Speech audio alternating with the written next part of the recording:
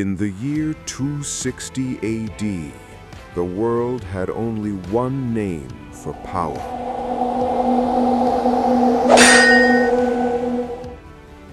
But deep in the Syrian desert, the unthinkable happened. A Roman emperor, the living god of the West, was forced to his knees. This is Valerian.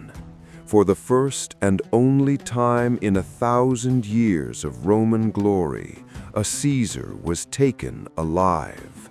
Legend says he became a human footstool, a living stepping stone for the King of Kings to mount his horse. We are told history is a Roman story, but for 4 centuries, a rival superpower stood in their way. A high-tech empire of knights, philosophers, and architects who shaped the very DNA of the East. They were the Sasanians, the Iron Wall of Persia. But how does an empire this dominant simply vanish in the span of 20 years? To understand the Sasanians, we must go back to a world in chaos. The year was 224 AD. The Parthian Empire, which had ruled Persia for centuries, was crumbling. Out of the dust of the Fars province rose a man named Ardashir I. He wasn't just a rebel, he was a visionary. He claimed to be the rightful heir to the ancient Achaemenids, the lineage of Cyrus and Darius. In one decisive battle at Hormozgan, Ardashir overthrew the last Parthian king. The transition was absolute. He didn't just want a kingdom, he wanted a superpower. He unified the fractured tribes under one faith, one law, and one absolute ruler, the Shah, the King of Kings.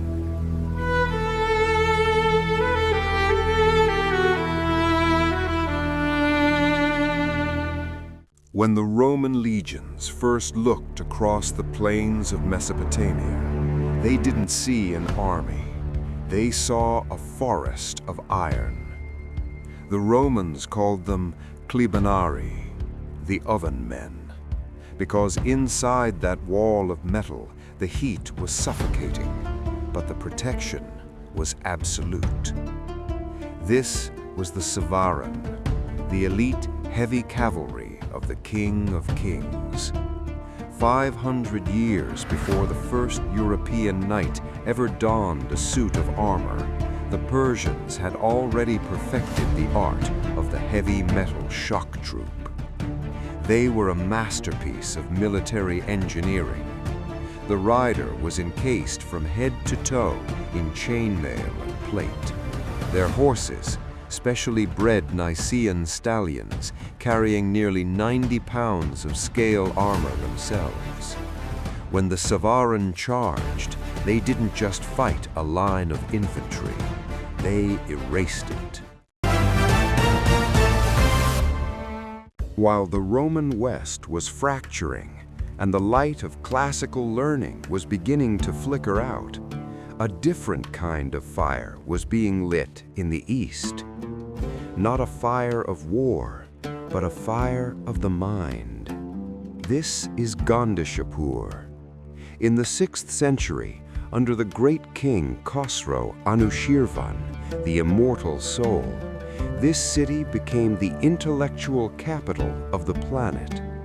It was the world's first true international university. Imagine a place where the borders of the mind did not exist. When the Byzantine emperor closed the Neoplatonic Academy in Athens, the Sasanian king didn't just welcome the exiled Greek philosophers, he gave them a home. Here, Greek logic met Indian mathematics and Persian medicine. They built the Bimaristan, the ancestor of the modern teaching hospital. At Gondishapur, medicine was treated as a science, not as magic. They pioneered specialized wards, medical diplomas, and the translation of sacred texts into Pahlavi. But the Golden Age wasn't just in the library, it was in the market. The Sasanians sat at the center of the Silk Road. Every thread of silk moving from China to Rome, every grain of spice from India to Byzantium passed through Sasanian hands. They were the world's middlemen, and they grew unimaginably wealthy because of it. Their silverwork, their intricate silk weaving, and their glass-blowing techniques were so prestigious that they were copied from the courts of Japan to the cathedrals of France. To own a Sasanian artifact was to own a piece of the highest civilization on Earth. History has a cruel irony. At the very moment the Sasanian Empire reached its cultural peak, it entered a death spiral. It was a tragedy of ego. A 26-year-long world war that would leave the two greatest powers of the age as hollow shells. Between 602 and 628 AD, Persia and Rome fought a war of total annihilation. Khosrow II pushed his armies to the very walls of Constantinople. He captured the true cross from Jerusalem. For a moment, it looked like the Roman Empire was finally dead. But the cost was everything. To fund this global war, the Sasanian state squeezed its people dry. The fields went fallow. The silver mines were emptied. The elite Savaran cavalry, the iron heart of the empire, was bled white in endless sieges. By the time a peace treaty was signed, both empires were the walking dead. Then came the internal rot. Khosrow II was murdered by his own son. In the next 4 years, 10 different rulers claimed the throne. Civil war tore the empire apart from the inside. That spark came from the south.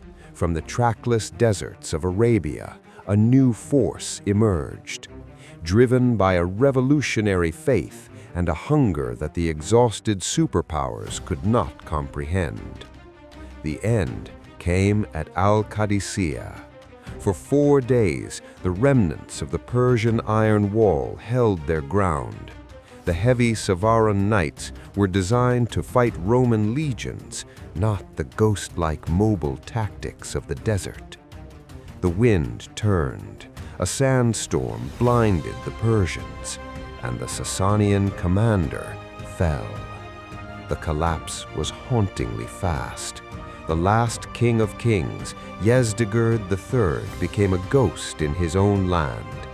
In 651, he was murdered by a simple miller for his clothes and jewelry. The 400-year-old superpower was gone. The map changed, the religion shifted, the dynasty fell. But if you look closely at the world today, you'll realize the Sasanian Empire didn't actually die. It did something far more powerful. It evolved. The new Arab conquerors were masters of the desert, but they had never managed a superpower. To build their new world, they looked to the ghosts of Persia. They adopted Sasanian tax systems, Sasanian port etiquette, and Sasanian administration. The Golden Age of Islam was built on a foundation of Sasanian stone. The Academy at Gondishapur didn't close its doors. Instead, its texts were translated into Arabic, preserving the medicine of Greece and the math of India for the modern world. Without the Sasanian librarians, the Renaissance might never have happened. They were the silent guardians of human knowledge. Look at the soaring arches of the Middle East, the grand domes of the Taj Mahal, or even the layout of a modern university. You are looking at the Sasanian blueprint. They taught the world how to build for eternity. This is the true history of ancient tribes. It's a story of a people who refused to be erased. From the first fire temples of Ardashir to the modern heart of Iran, the Sasanian spirit remains the beating heart of a nation. They were the empire that almost defeated Rome. They were the knights who invented chivalry, and they were the scholars who saved science. They are the proof that even when a superpower vanishes, its DNA is immortal. The ancient world is filled with these hidden ghosts. We are here to find them. If you want to journey deeper into the mysteries of our ancestors, subscribe to History of Ancient Tribes. The past isn't dead, it's just waiting to be told.